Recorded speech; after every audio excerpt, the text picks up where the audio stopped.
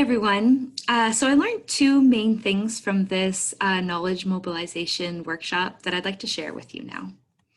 In terms of my teaching, I've learned SMIT and then BLAM. I love the idea or the way that Jane would present information so clearly and then encourage us as students to find our own single most important thing and how we would apply that to our own work.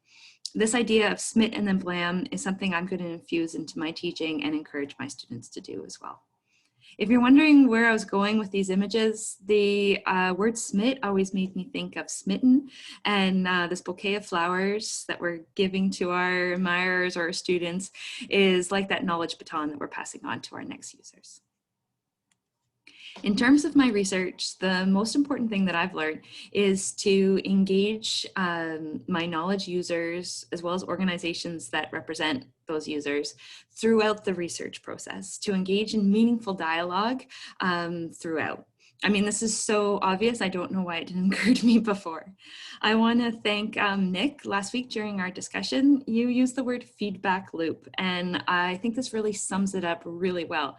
This feedback loop between researchers and knowledge users and practitioners so that we can ensure that we're really addressing that our research is going to reach our people in a way that works for them.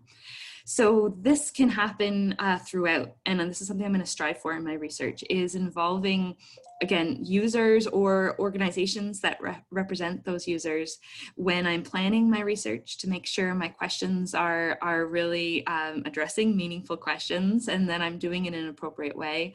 I'm going to involve them when I recruit participants, when I'm trying to understand what my results mean. And so by engaging these conversations, I'm going to learn from them and we're going to learn from each other. I'm also going to lean on pre-existing outlets to share my findings so that my research not only reaches scientists, but also reaches those users of the information. So I just want to say thank you so much to Jane for offering this course. I've learned so much. It's probably been one of the most important courses I've taken.